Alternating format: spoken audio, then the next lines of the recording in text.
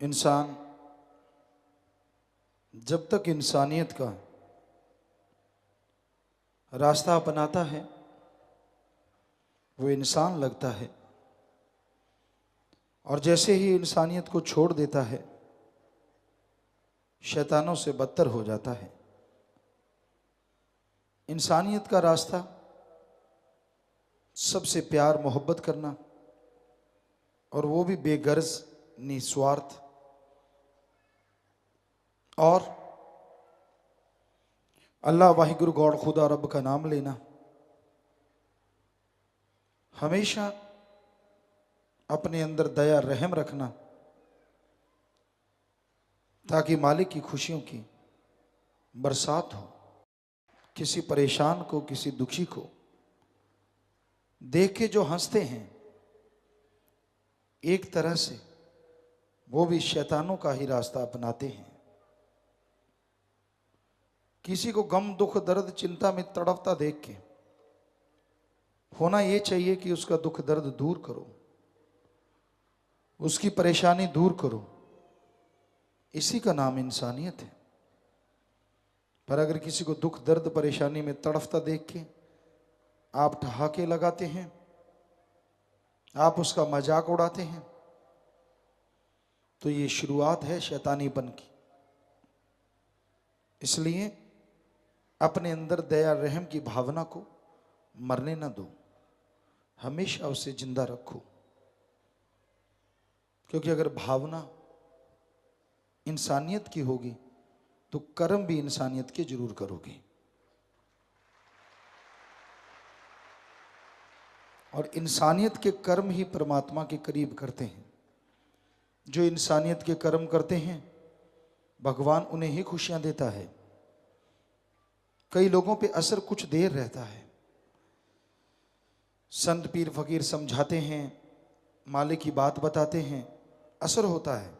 हमें नहीं करना चाहिए गलत काम, पर धीरे धीरे धीरे धीरे फिर वही हाल हो जाता है। फिर मन के हाथों मजबूर। वो कहते जब बन जा सोना वाली बात आपको कई बार सुनाई है कि एक सीधा साधा जिम्मेदार था,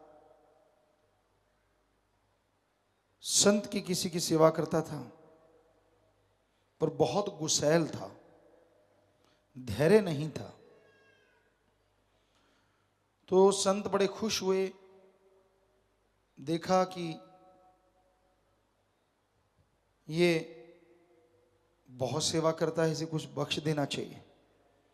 कहने लगे बोल भाई, इतनी सेवा करता है, हमने जाना है दूसरी जगह, तो आपको बोलो क्या दें। थोड़ा लालची भी था। कहते जी जो आपकी मर्जी। कहने लगे जा ये मंत्र है, ये बोल के तू अगर लोहा हाथ में पकड़ेगा और इस मंत्र को बोलने के बाद ये कहना कि बन जा सोना, और मंत्र पढ़ा बन जा सोना, तो वो सोना बन जाएगा। बड़ा खुश हुआ जी, कहता जी सत वचन। संत चले गए। उसने कहा चलो आप शुरू ही कर लें। खाना खुना खाया नहीं था, हो गया शुरू। मंत्र पढ़े बन जा सोना, मंत्र पढ़े बन जा सोना। लगा रहा, घंटा बीता, बड़ा गुस्सा आने लगा। 2 घंटे बीते और गुस्सा चढ़ गया, और जैसे 2.5-3 घंटे हुए, गुस्से से बुरा हाल कि लोहे का लोहा ही है, तो मंत्र पढ़ के कहने लगा सोना नहीं तो पित्तल बन जा। और जब निगाह मारी तो वो पित्तल बन गया। दौड़ा संतों के पास कि फलां गांव में है। जा पहुंचा, वो कहते आ भाई भगत। संत मुस्कुराए, कहने लगा जी काहे का मंत्र आपका? मेरा तो लोहे का पित्तल बन गया। कहते मूर्ख तूने क्या बोला था? कहता जी मैं तो 3 घंटे से यही लगा हुआ था, मंत्र पढ़ के बन जा सोना बन जा सोना। कहते अच्छा पक्की बात? कहता लास्ट में गुस्सा आ गया मुझे कि सोना तो बनता नहीं। मैंने कहा सोना नहीं तो कम से कम पित्तल ही बन जा। संत कहते हो मूर्ख, बस एक बार तू और बोल देता ना बन जा सोना, तो ये सोना बन जाता। तो ऐसे ही हाल है कलयुगी जीवों का। पीर फकीर समझाते हैं, वचन बताते हैं, मानता है, चेंज करता है, अपने आप को बदलता है। बस फिर जैसे जैसे थोड़ा समय बीतता है वही वही ढाक के 3 बात वहीं पहुंच जाता है और वही हरकतें शुरू कर देता है, वही सारा कुछ। जब लगता है कि ये सोना बनने वाला है, चलो वो तो पित्तल बन गया, आप तो कभी तो समझो अपने आप को, छोड़ दो बुरी आदतें, छोड़ दो गलत आदतें, वाकई सोना बन जाओगे, वाकई मालिक के प्यारे बन जाओगे और वाकई मालिक से खुशियां पल पल पाओगे।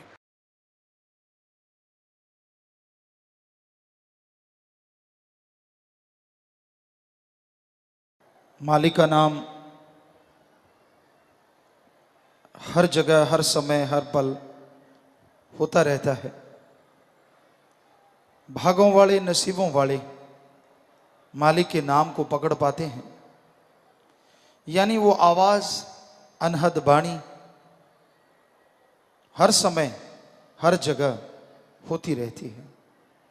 उस अनहद बाणी को, धुर की बाणी को, उस हरि रस अमृत आबो हयात को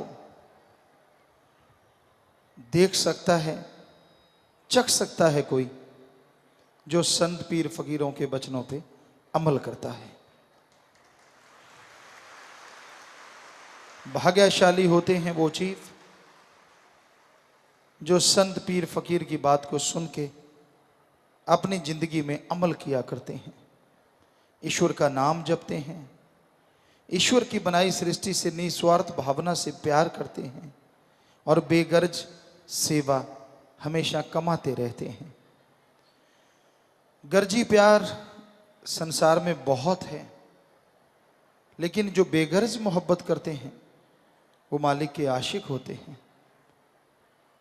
एक बार परमपिता परमात्मा से दोस्ती मित्रता जिसने कर ली, जो जिंदगी भर फिर उसे नहीं तोड़ते, उनकी जो पीढ़ियां गुजर गई, बाप दादा परदादा और भी आगे से आगे सैकड़ों पीढ़ियों का, जब वो ओढ़ निभा के जाता है, उद्धार कर जाता है।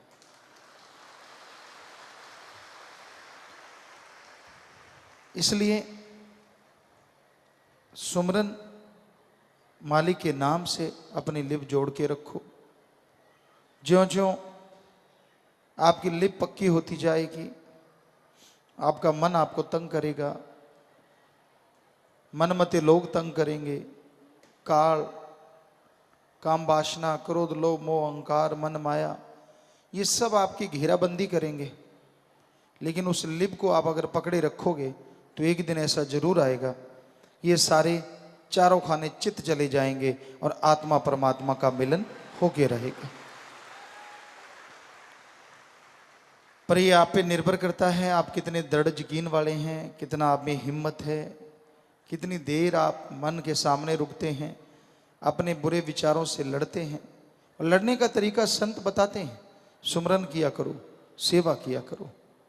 2 तरीके ऐसे हैं जिनसे मन से लड़ा जा सकता है, अपने विचारों पे काबू पाया जा सकता है, और जिसके विचार काबू में हैं वो संसार में सबसे सुखी इंसान है। विचार दौड़ते रहते हैं बेलगाम घोड़े की तरह, ये नहीं करा, वो नहीं किया, ये नहीं देखा, वो नहीं देखा, फलां करना था। आदमी खूबसूरत दिखा, औरत बहक गई, औरत खूबसूरत दिखी, आदमी बहक गया। ये सब माया के रंग हैं। इंसान इन्हीं तानों बानों में, काम वासना में, क्रोध, लोभ, मोह, अहंकार, मन माया में, जीवा के स्वादों में, लोक लाज में, चुगली निंदा में, दूसरों की टांग खिंचाई में सारी जिंदगी गुजार देता है। कब पता ही नहीं चलता है, कब बचपन से जवानी आई, जवानी से अधेड़ अवस्था और अधेड़ से बुजुर्ग अवस्था, कुछ पता ही नहीं चलता। इन्हीं तानों बानों में उलझा हुआ अपनी सारी जिंदगी बर्बाद कर देता है।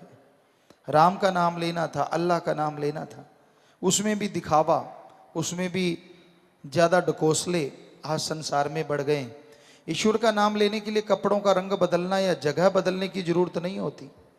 जहाँ भी आप रहते हो, अपने घर में रहो, परिवार में रहो, बस जीवा से ख्यालों से सुमरन करते रहो। यकीनन उस मालिक की दया में रहमत के लायक बनोगे और अंदर बाहर से खुशियों से लबरेज हो जाओगे। तो पाखंड से मालिक नहीं मिलता, दिखावे से मालिक नहीं मिलता, किसी के ढोंग ढकोसले से मालिक खुश नहीं होता। मालिक को खुश करना चाहते हो तो अमली जिंदगी अपनाओ, अमल करना सीखो, भले कर्म करना सीखो। अमल करोगे, भले कर्म करोगे, यकीनन उसकी कृपा होगी, यकीनन उसकी दया में रहमत होगी और आप तरक्की के रास्ते पे अग्रसर हो जाएंगे, तरक्की के रास्ते पे बढ़ते चले जाएंगे। और उसकी कृपा दृष्टि ऐसी होगी कि आपका अंत्यकरण साफ होगा, आत्मा बलवान होगी, चेहरे पे नूर होगा और वो तमाम खुशियां मिलेंगी जिसकी आपने कभी कल्पना भी नहीं की हो।